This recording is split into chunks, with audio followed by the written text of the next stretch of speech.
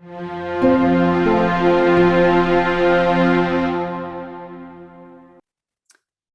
afternoon, and thank you for joining Ask an Expert with Jon Lower. Jon is joining us from Des Moines Public Schools, and he has a rich background, both from the community side and now working inside a public school around behavior and developing effective behavior intervention plan and reintegration plans.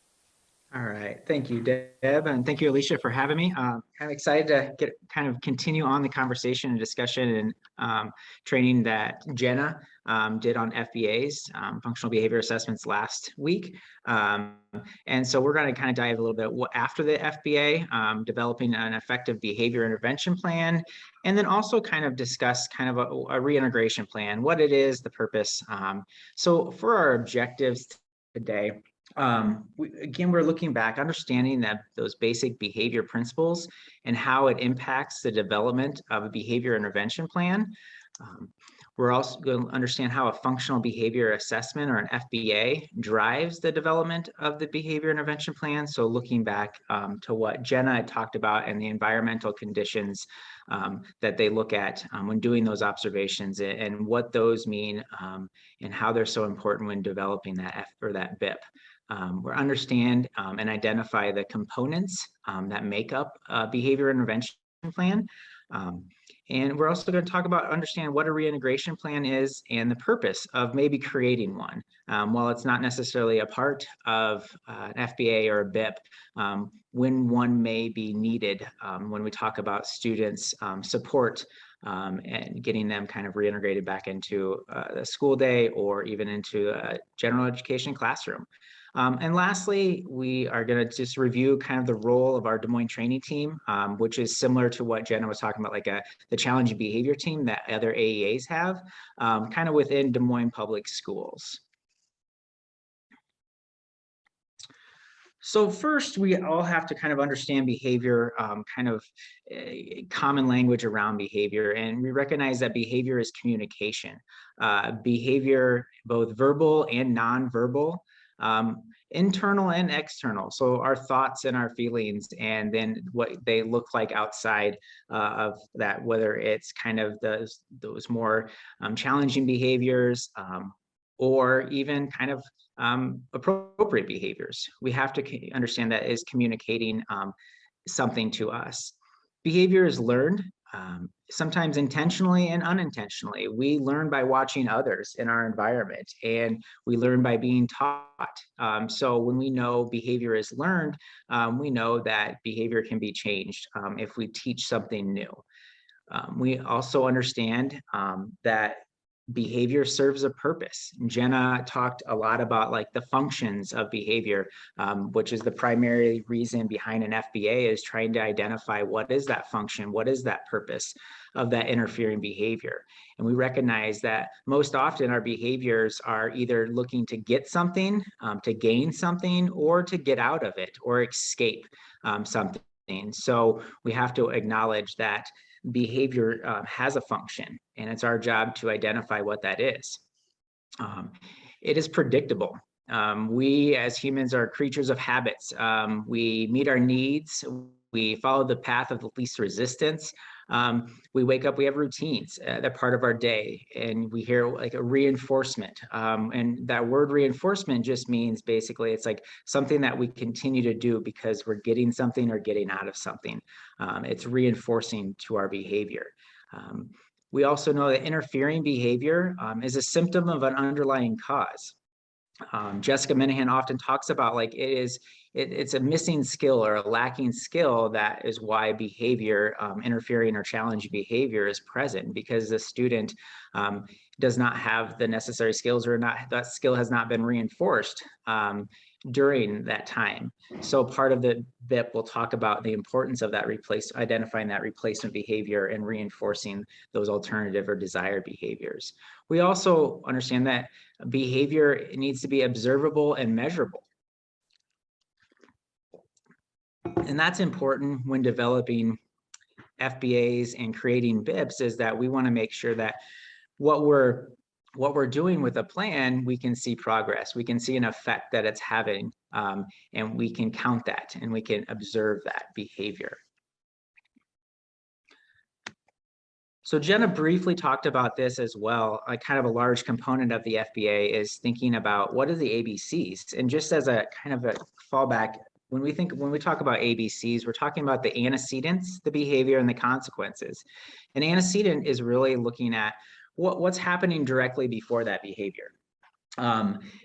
What's triggering that behavior?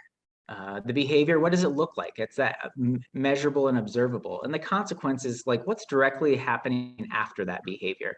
And so thinking about kind of that function, are they getting something? Are they getting out of something? When we look at that consequence. So some examples that we can think of, and most of these are real life examples that just happened the last couple of years with my kids, is when my son's told to go to bed, he kind of tantrums or he whines or he throws a fit on the floor. And what that does immediately after that consequence is it delays him going to bed. Even though it might be a short period of time, he's not going to bed right away. So that tantrum behavior got him out of going to bed when he was told.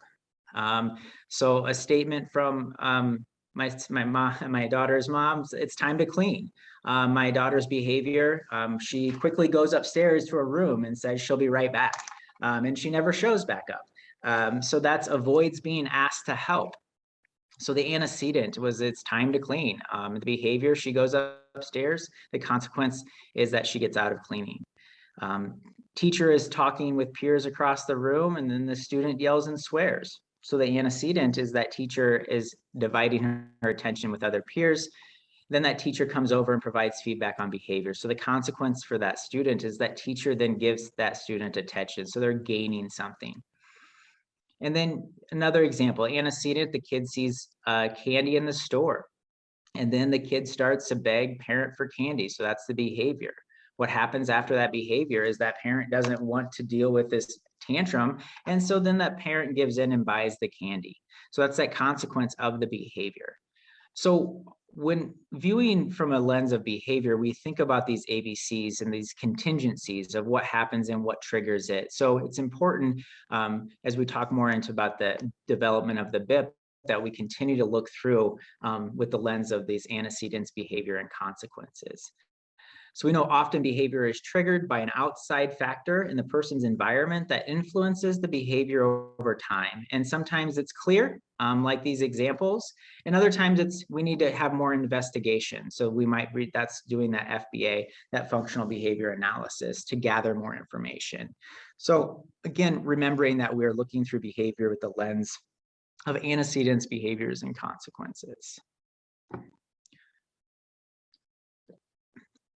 So as some of you probably, were there last week, Jenna did a good job of going over what an FBA is. And so we're just reviewing the purpose of an FBA. It's a functional behavior assessment. It's looking at targeting specific behaviors that are interfering with an individual's learning or the learning of others. It's impacting their kind of educational needs. We might be looking at data to determine how big that behavior is, the severity of it, how much is it impacting. And she talked about kind of the data collection of duration, intensity, frequency when she talked about that. We're looking at those antecedents and consequences that might be triggering and maintaining the behavior. So what's happening in the environment that is occurring this behavior? Part of that FBA is also we're looking for patterns through direct observations and interviews. We're also going to identify alternative behaviors that we want to focus some SDI, some specifically targeted design instruction around, and build these new skills for that student. And we talked about creating the purpose of an FBA is creating that hypothesis of why the behavior is occurring, looking at that function, that purpose. And we take that hypothesized statement and we really then look at when we develop the behavior intervention plan that really drives the interventions that are being put in place for the individual student, along with taking those environmental conditions and applying that to some of the components of the BIP. So where BIPs come from? We kind of briefly went over that. We understand that we live every day with antecedents and behavior and consequences. Everything there's triggered. So we recognize that part of our lives, it's just the alarm goes off. That's the antecedent. Our behavior is we wake up. The consequence is we get dressed for the day. We understand that this occurs throughout our day, even without acknowledging that. And when we start to see some interfering behaviors or maybe socially unacceptable behaviors, the hitting, the kicking, the screaming, the swearing, whatever those may be, then we look at developing that FBA, and remembering that FBA is the purpose of that FBA is we want to make sure that we define that behavior. What does that behavior mean? What does it look like? And we're then looking at those antecedents and identifying those patterns and looking at those situations and also the responses. Why is this behavior continuing? Are they getting something or getting out of something? And so once we've developed that FBA and we've taken the time to collect this additional information, this in turn creates our behavior intervention plan. And from that behavior intervention plan, we're really looking at 3 different components. We're looking at prevention strategies. So those are directly tied on the antecedent side of it before the behavior occurs. And we're looking specifically at those triggers that the FBA identified. What may cause? Is it the demand being given by a teacher? Is it more likely when there's unstructured time? And then we're going to individually find some strategies that can target those specific times. Replacement alternative behaviors. We're looking at kind of what else can that student be doing instead of that problem behavior. And we want to make sure it's matched to function. We also want to think about how now we're responding to behavior after the behavior does occur, or if it occurs, how are we going to respond? And we're really looking at differentiating our responses. So we're responding differently when we are seeing the behavior versus when we're not seeing the behavior. And it's important to kind of have a plan of how those responses are different, because we know behavior is maintained by those. It keeps happening because of what happens after the behavior. So a student that doesn't like to do math, and when he screams and yells, gets sent to the office, that's getting out. So he's going to continue to scream and yell because he gets out of math and gets sent to the office. So we need to be able to differentiate and change how we respond to behaviors when we are talking about a behavior intervention plan. So now that we kind of have an understanding like where it comes from, like how the steps to it, and we think about kind of how it aligns with the FBA and that those 3-term contingencies of behavior, we also want to keep in mind of this when we talk about, when Jenna talked about the continuum of FBAs and like how much goes into creating an FBA depends on the severity of the behavior. The same thing applies with like the behavior plans. And so we know that it has to be directly connected to the FBA, and the amount of the components or the complexity of that behavior plan is really depending on the severity of that problem behavior. So it all needs to match. And we also know that behavior plans are more about like adult responses and less about kind of student responses. It is a plan that we can all, those who are working with a student can have a fallback or some directives of how to respond and when to respond to student behavior.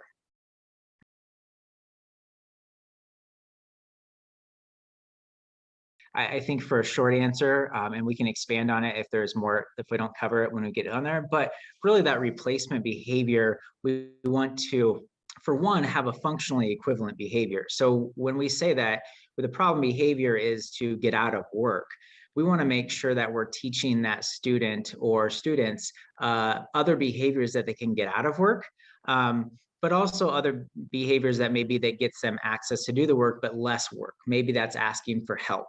And so I mean, whoever asked that, I think that's a great question, because I think that we can we often don't maybe utilize parents maybe as much as we can when we do have these skills, because we know we can teach skills in multiple settings. And so if it's asking for help, parents can really help us with that too when they're doing some maybe challenging things at home, whether it be chores or homework or whatever, they can practice kind of that replacement skill too. So help is one example. And it just depends on the function and of the behavior is that replacement skill that we want to be teaching.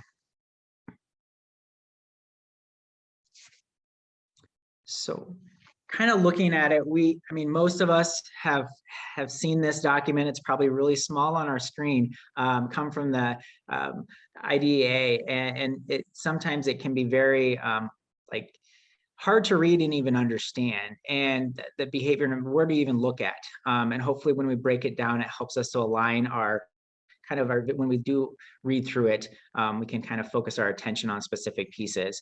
But sometimes when I think about the purpose and why behavior intervention plans and why do we need them? And I think of like recipes, or I think of blueprints.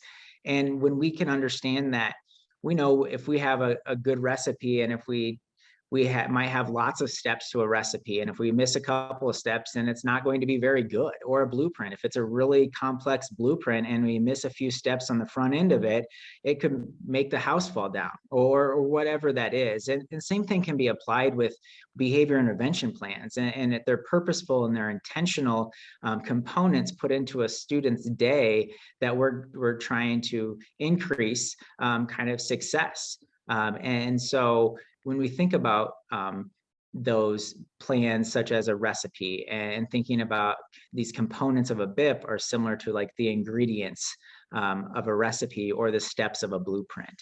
And so helping understand the purpose and the why behind them. And sometimes when we get talking about kind of the fading out of plans, sometimes we don't need as many ingredients or as many steps or components to the BIP that we can see for student success. And we know that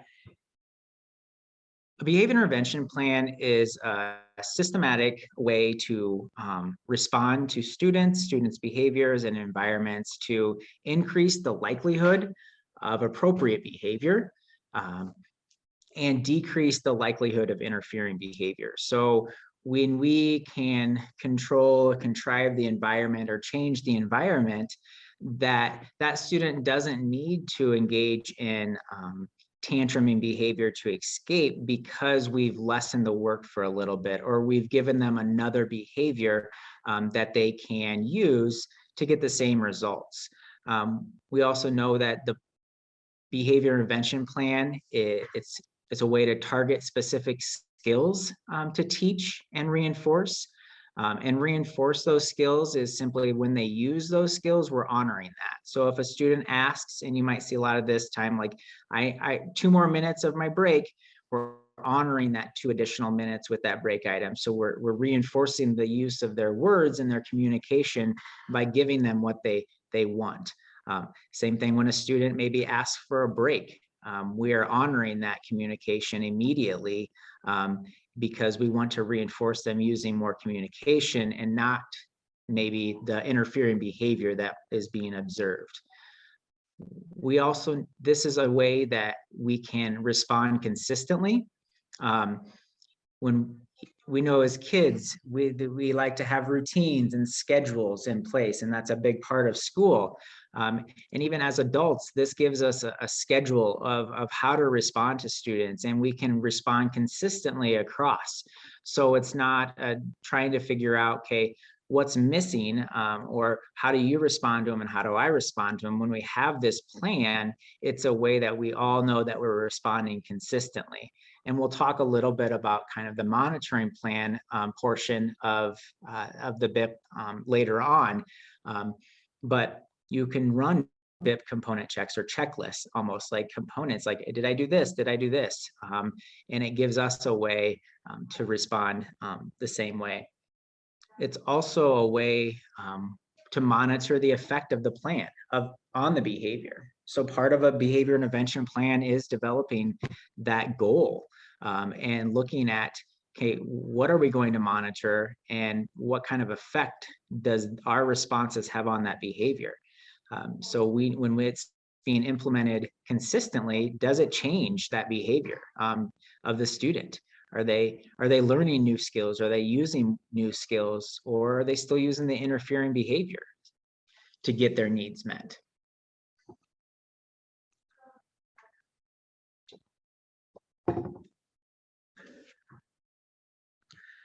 So we're going to dive into a few more of these more specifically, but the components of a behavior intervention plan, or the headings or whatever you want to call it, kind of are separated out here. There's the behaviors of the concern, and that's directly pulled from the FBA. It talks a little bit like alternative and replacement behavior. Does that student engage in asking for help or a functionally equivalent behavior as same as the interfering behavior? Are they using those skills? If yes, then we want to look at when are they using them? Because why are they using them in this one setting, but they're not using them maybe in unstructured settings? So again, it's a way for us to kind of pinpoint some lacking or lagging skills for that student. On that first page of the behavior intervention, it has the baseline, and really that baseline is kind of comes from the FBA when we're pulling information about the problem behavior. How frequent are they engaging in this behavior? How long is it lasting? It's that baseline before the plan is put in place. What does that behavior look like for that student? And the goal, like what is our goal? We talk about in 36 weeks, so in a year, where do we want to see that student's behavior after we've implemented this behavior intervention plan? So it's a way to monitor that.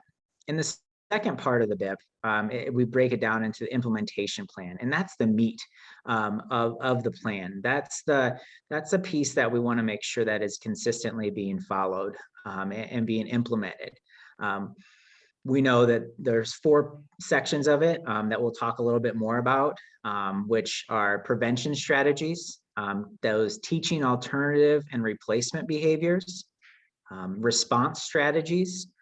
We like to think about how do we respond to maybe the appropriate behavior of that individual, but also how are we responding consistently to the interfering behavior or the problem behavior. The last section of the BIP is a safety plan. And for some students that there might not need to be a safety plan. For other students, it might be quite extensive. So again, depending on the severity of that individual student's behavior, impacts kind of these components and how much is the complexity of that. The last section of the behavior intervention plan is that monitoring page or monitoring plan. And it's really looking at 3 different parts of how to determine whether or not this plan is being successful. Because if the plan's not being successful or the plan's not being implemented, then there's not a purpose of running a plan. So they're really looking at that student's goal. So the behavior of concern, is it decreasing? Is that interfering behavior going away? Are we seeing less of it? Or is it less duration or intensity of that behavior? We're also could look at the alternative or replacement behavior. We know that for every interfering behavior, there is another behavior or a kind of a root cause or like a lacking behavior. Are we focusing on that? And do we see that going up? And how are we monitoring that? How are we looking at that? Every time that a student are they using the help cards? Are they ability to request and gain assistance from adults? And the last part of that monitoring plan is really looking at what's the integrity of the plan being implemented? How often is that plan being consistently run? And everyone has like integrity checks. With Des Moines, it's called like a BIP component checklist, and it's a way that we've taken the meat of the implementation plan, and we'll talk a little bit more about this, and we've separated those components out so they're easier to kind of monitor or kind of look through or look at when determining how well the implementation of the plan is being put in place. So all three of those combined is really looking at the success of that student's plan.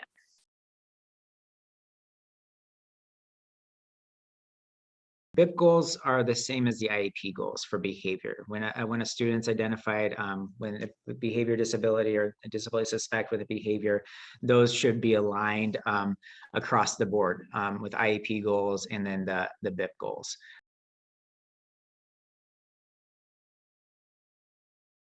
Safety plan, I think, yeah, bringing it up with your team, what parents have kind of concern about what safety is, and addressing that. Sometimes the safety plans are addressed in like response to behavior concerns. Otherwise, I think just bringing it up with your team and making sure that kind of everyone's on the same page and understanding the risks and the safety of it.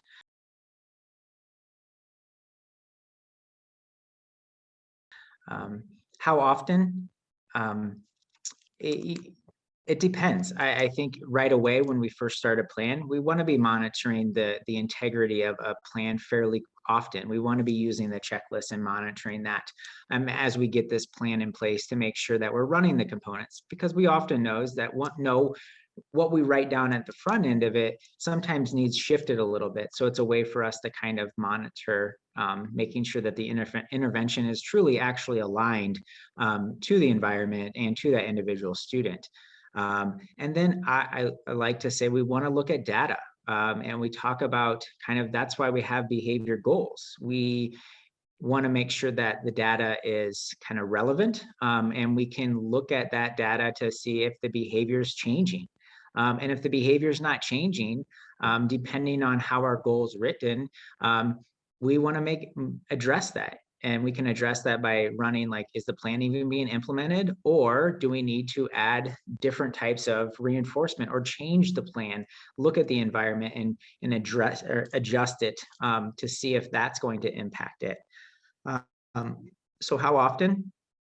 I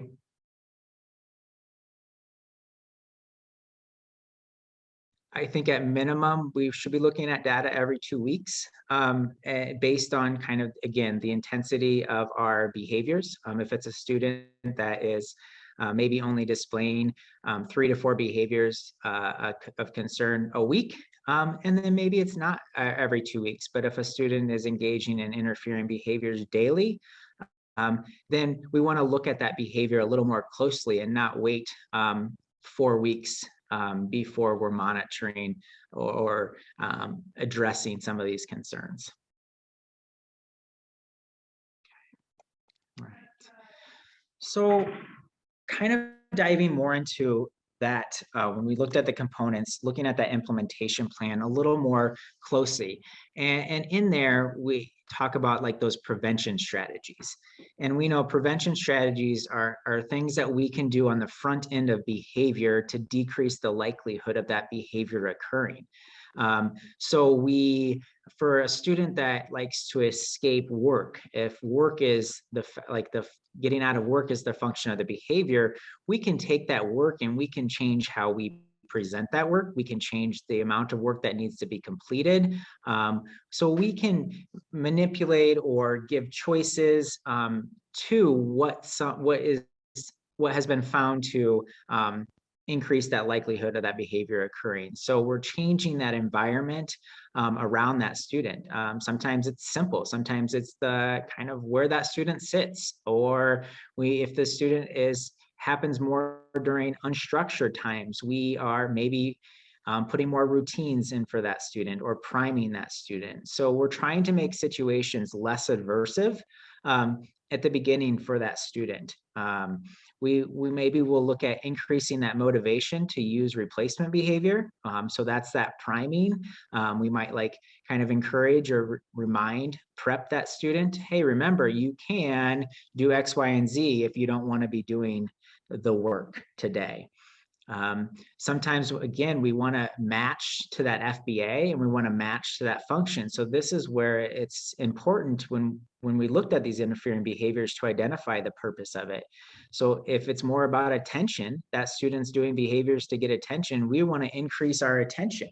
And maybe that attention specific, maybe we term it as high quality attention. So when are we giving high quality attention to that student? Can we be on the front end of that behavior occurring with good attention so that student doesn't have to engage in problem behavior to get that adult's attention?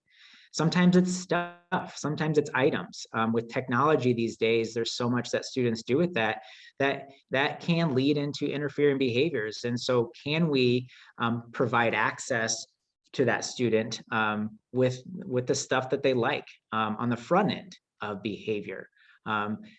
More times, more breaks throughout the day when they get this stuff. When I think about interaction strategies, looking specifically at students, how they like to be interacted with. Middle school and high school students, this kind of fits into there too, is these are prevention strategies. If I'm interacting a certain way that's more likely to cause behavior, then how can I change my interactions with that individual to decrease that problem behavior? We also know that like creating routines and structure. We as humans, we like things predictable, and when things aren't predictable, sometimes we don't know what to do. And if we don't know what to do during those times, we might resort to interfering behavior. So we can structure up routines and make some and build some skills around what to do when you don't know what to do. And setting events. Those I think, like you brought in mental health a little bit, and you brought in kind of maybe there's a lot of dynamics going on at home that is just individualized to a student that there's not much we can do. And with mental health specifically, we think about like the anxiety that piece is maybe increases the likelihood that they want to avoid because of that anxiety. And so when we can recognize some of those setting events that aren't necessarily directly a tie, but it's kind of a building up to those behaviors, then we can maybe offer more opportunities for breaks for that student, or a time at the beginning of the day where they can just chill and hang out, and they can kind of de-escalate themselves before they have to go to class, so they don't have to go to class so anxious. So those are all things that we want to take in consideration too when working with and developing plans for students with mental health, and then those prevention strategies, again, happening before the behavior occurs. And again, these are what adults in the environment can do. So the next section that is kind of identified is that teaching alternative and replacement behavior. And we briefly talked about that with that question. And we know that replacement behavior, we want them functionally aligned with that interfering behavior. So if we've hypothesized that that student engages in physical aggression to get out of work, we want to make sure that we are teaching them a new way to get out of work. And then we are reinforcing that by honoring that communication. When they do say, I don't want to do this anymore, we're saying, thank you for using your words, you don't have to, instead of waiting for the aggression to occur. So on twofold, we're teaching that replacement behavior, which is functionally aligned. It's easier to do, it's more efficient than the problem behavior, and it's socially acceptable. And we don't want to make it more complex because, again, what we know about behavior is that we as humans go the path of least resistance. And so we're going to choose usually whatever's the easiest to meet our needs. And so that functionally equivalent replacement behavior needs to be easier, if not as easier than the interfering behavior. And it meets the same need.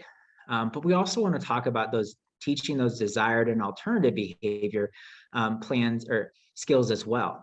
So we might be looking at academic skill deficits because maybe they just don't have the fluency piece of it. And that is what's really driving their interfering behavior. Maybe some of it's social skills deficit. They just don't have those interaction skills, and then they get in situations that trigger behaviors. Communication skills. We talk a lot about like how we communicate and making sure that that student has the words they have the correct communication to do that. Organization, and we think about other appropriate behaviors. I think about wait time when we work with a lot of the students. If students don't know how to wait, because this day and age, with technology at our fingertips, very rarely are we waiting. And so really focusing on some instruction around wait time, what to do when you don't know what to do, waiting. And so providing some opportunities for them to practice that and have alternative to this interfering behavior.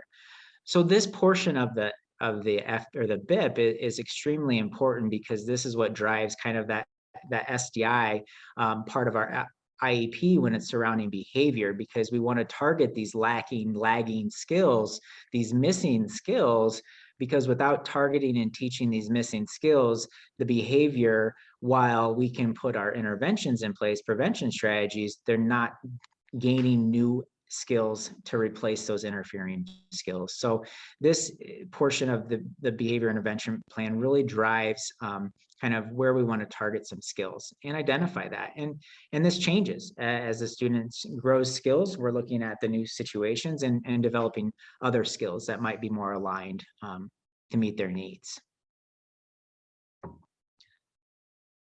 The last section, or is really the response strategies, and it's not broken down in the BIP, but sometimes when we're developing plans for students, it's good to think about how is the adults responding consistently to the appropriate behavior as well as the interfering behavior, because we want to make sure that when that student is engaging in appropriate behavior, they're gaining access to that reinforcement more often. So we want to satiate, we want to provide lots of high quality attention if it's attention. We want to kind of allow them to get that intrinsic motivation by completing work and doing what they need to do. So these are consequences or things that are happening right after the behavior that are going to reinforce that replacement behavior.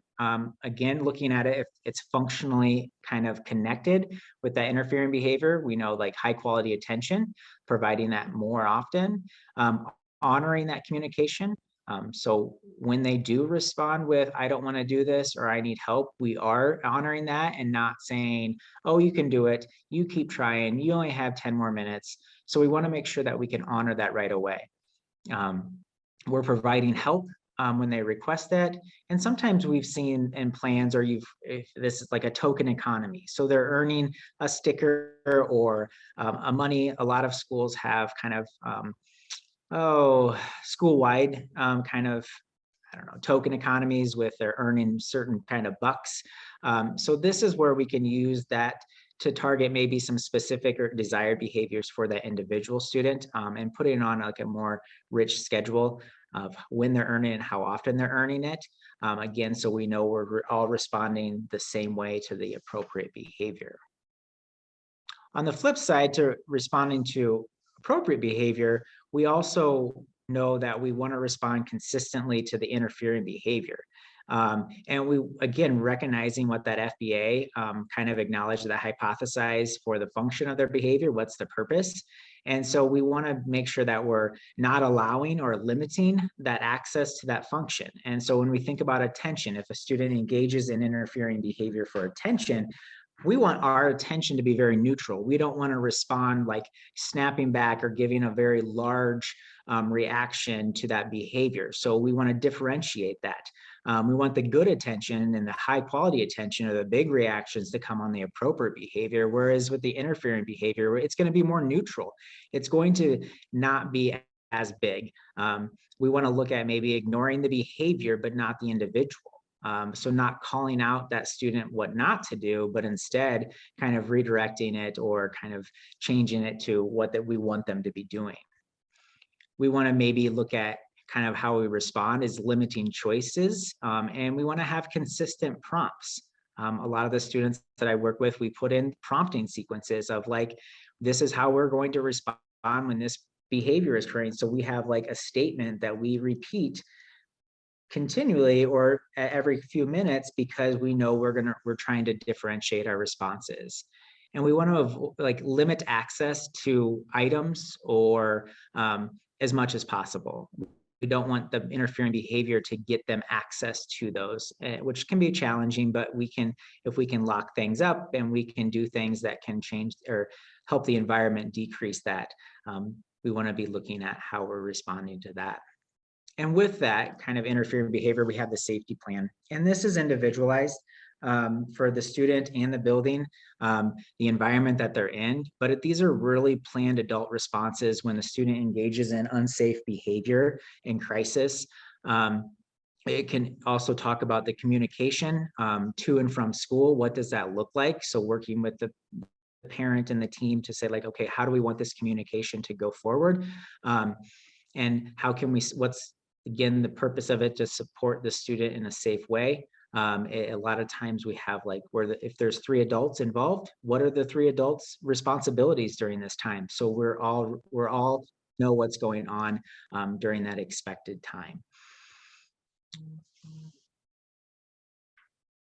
Okay, got about 9 minutes, so I'm going to continue to go forward. Let me know if there's any questions kind of through it. But so those are the components, but we also know when it comes to is writing interventions and some things to think about is when we want to make sure those interventions are objective, clear, and complete. So regardless if it's a prevention strategy or a response strategy, we want to kind of some things to look for. Is kind of the materials. Are there materials needed? We want to make sure that it passes a stranger's test. So if I read it or you read it, we all are understanding it similarly, right? Does it account for who's responsible for this intervention? Does it account for when is this happening? So when we have students taking breaks, is it saying when they're taking breaks or how often they're taking breaks, or what does it look like? And where is it occurring? Is it occurring all throughout the day, every day, all day, or is it occurring just during passing times or during transitions? Because the more specific we can get with our interventions, the more likely those interventions are to be implemented with success for our students as well.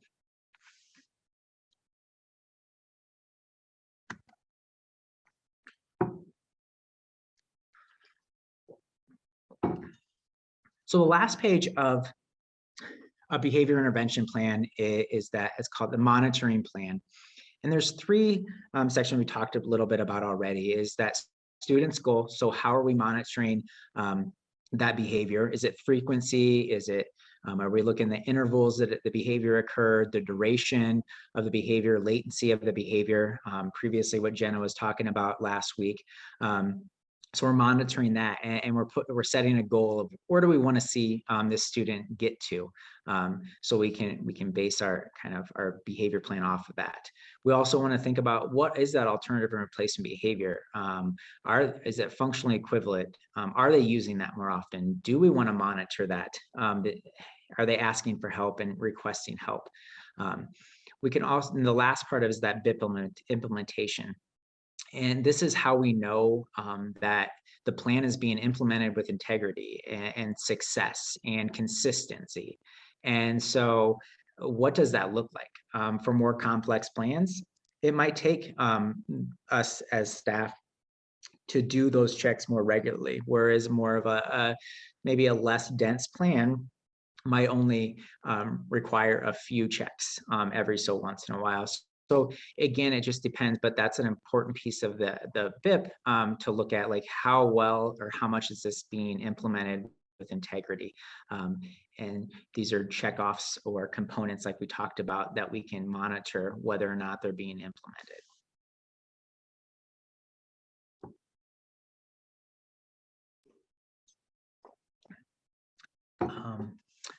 Short period of time, but reintegration. And I know part of this plan, we talked a little bit about what kind of a reintegration plan is, how to make sure we have successful reintegration. I know that it was brought to attention, like there's lots of different situations with shortened days or half days or what that may look like.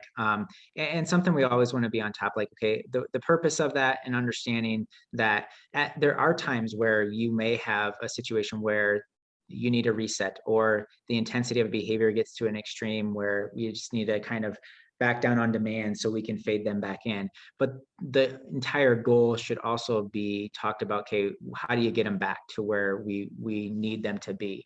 And so the purpose of the reintegration plan is to have a systematically way to build back in kind of the steps. What's the next step? What to be successful? I've worked with several students in the past where it's like, okay, we need to kind of shorten their day to get them stable, to kind of get down to baseline instructional control. And then we need to add time back in systematically about where we can hopefully get them to be more successful on top of looking at the skills. And so we think about what supports are needed for that individual student to be successful. We will also want to look at data, and we want to set criteria as a team. So when and if we need a more kind of intense intervention, whether that's a shortened day or even a self-contained one-on-one setting, what data are we looking at to make changes, and what are those changes? And we want to make sure that it's looking at the most success. Are we adding time back in this class because this is the class that they like the best, or this is the most successful academic class that they have? And so we can systematically and purposely set those steps in place, and meeting frequently to review data. I know Deb, we talked about like looking at data. If this was to happen, this data is being looked at more consistently and more regularly for student success.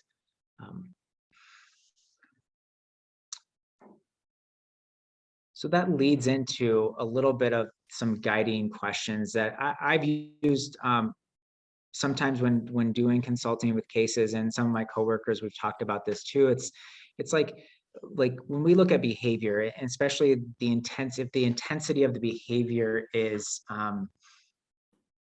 happening frequently, daily, multiple times a day. And it may be better, can we look at what does the daily data look like? Because we know behavior happens in patterns, and sometimes if we look at it as an entire week, it can be, it might not be as transformative as far as when that behavior is occurring. So looking at daily data. You could also ask the question, like, what patterns of time of day is this occurring? Under what circumstances does this occur? Are there targeted interventions for those times? And so if we see the daily data, that we can look at it and say it's always happening in lunch, then that might lead into, do we have an intervention for lunchtime specifically? And if we do, what does that look like? How much are they being reinforced for that? The other one that we look at, a question we can always ask, is what skills are being taught to replace it? What do we want them to be doing instead? And have we taught it? If we've taught it, how often have we taught it? And how are we reinforcing that? How are we getting access, giving them access to that function with that replacement behavior? What skills are missing or lacking to be successful in a larger setting? So when we talk about students that are kind of maybe in a more self-contained setting or a smaller setting, it's looking at, okay, what are they missing, and how are we teaching that? Does the student know the plan? We are most often we're rule bound people. When we know the plan, when we know the rules around things, we follow them. So I sometimes question, does the student know the plan? Have we practiced with the student the plan? Have we reinforced that plan? And then how are we able to systematically reduce support to ensure success? And because we always want to be thinking, like, maybe this isn't long term, we want to make sure that they can build skills. So, and then we also want to make sure that they're generalizing, or they're being able to implement some of these skills outside of this small setting. And so what opportunities are we having for them to generalize that skill? And how can we successfully support them by reducing some support in certain areas instead of making it an all or nothing? And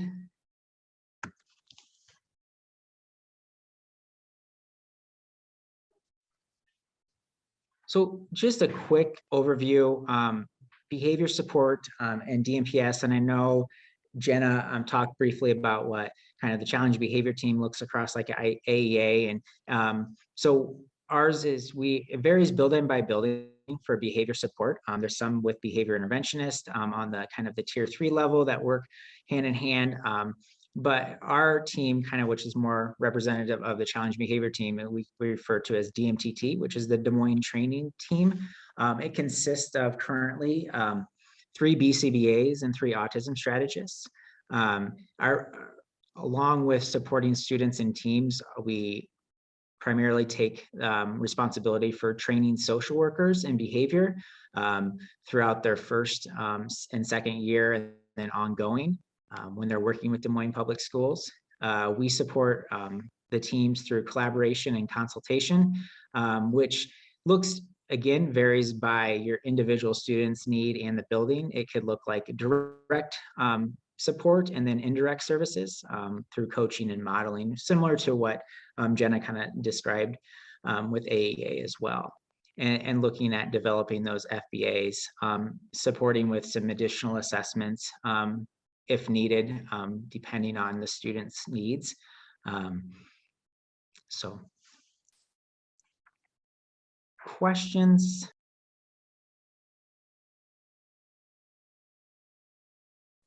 Yeah, we should have those filled out. And again, talking with the team, because whether it's, again, the complexity of the plan, kind of when I think, and then also knowing how many people are kind of running the plan determines that. But on just thinking about monthly BIP component checklist, maybe run by either the support team. Sometimes I have teachers just kind of do them too, to help guide my support too. And because they're the ones running the plans and seeing kind of if it's matching and if it's written correctly. But yeah, getting something there, how are we knowing that this plan is being put in place and to show student success?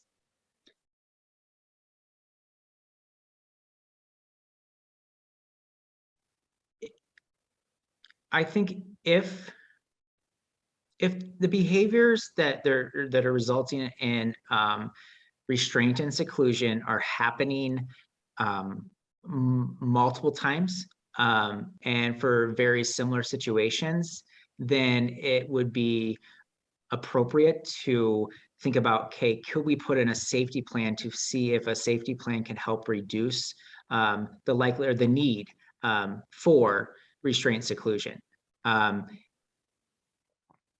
Sometimes it's simply just making sure that we have additional adults available and we're removing items from the removing items from the environment that could potentially cause harm. So without access to that, we might not have to have restraint and seclusion.